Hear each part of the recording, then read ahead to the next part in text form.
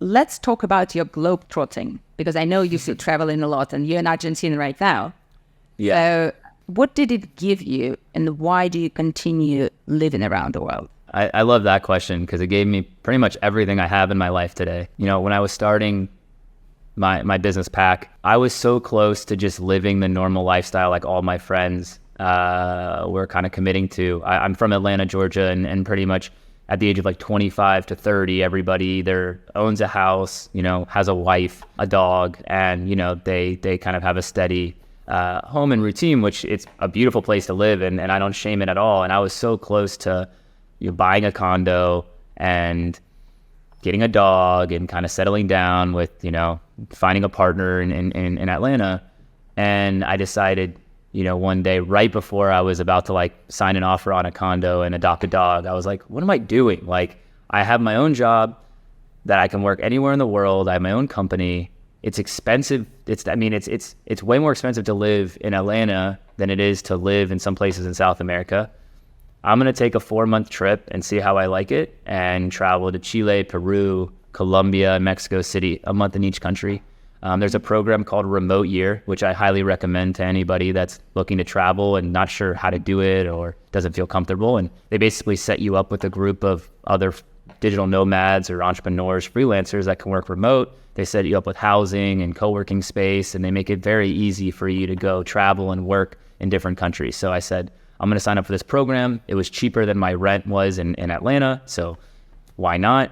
And, you know, after meeting some of my very closest friends today on this trip and having probably the most fun I've had since I was maybe in college, my last weekend of the trip, I was in Mexico City, and I ended up meeting my wife when I was down there, who, you know, is from Mexico. So, you know, we ended up meeting, this was like 3 months before COVID, and we fell in love extremely quickly, and I ended up deciding just to live with her through the pandemic.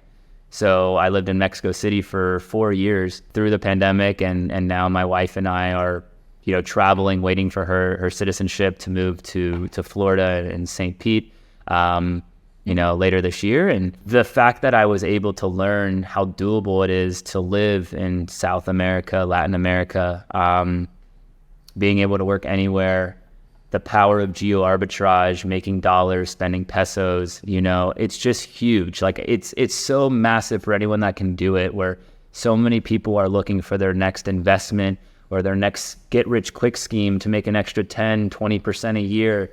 Just move to Buenos Aires or move to Colombia and make US dollars and spend pesos, and your money is going to go 3x, 4x because of the cost of living. And I think a lot of people don't pay attention to it, but more than just the financial aspect, I'm able to learn an entirely new language and connect with like twice as many human beings on the planet. So it's just so fun for me to be able to go out and have conversations with someone that I would have never been able to have a conversation with.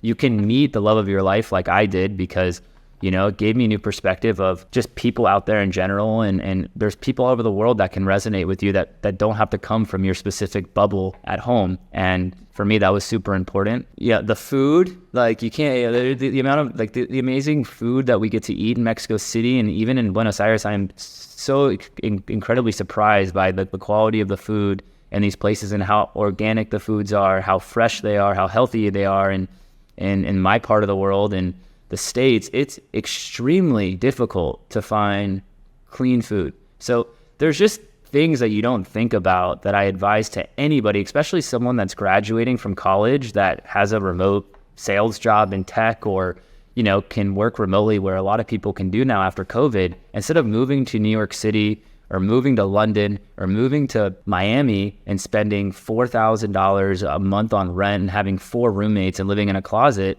like go to Medellin and live in a penthouse for half the cost and meet new friends, and you're doing the same type of work, but then it also just gets you out of your comfort zone because you're now going out and doing things that, you know, taking salsa lessons, or there's just so many more activities and cultural experiences that you can have and learn from than just doing what everybody else does. And I become extremely passionate about this way of life. It's not going to last forever. My wife and I are talking about potentially having kids, and we're going to have a home and have, you know, maybe more of a steady life. But up until that point, you got like maybe 5-10 years to really take advantage post-college of being free and independent, go work remote. Like I'm a huge proponent of it.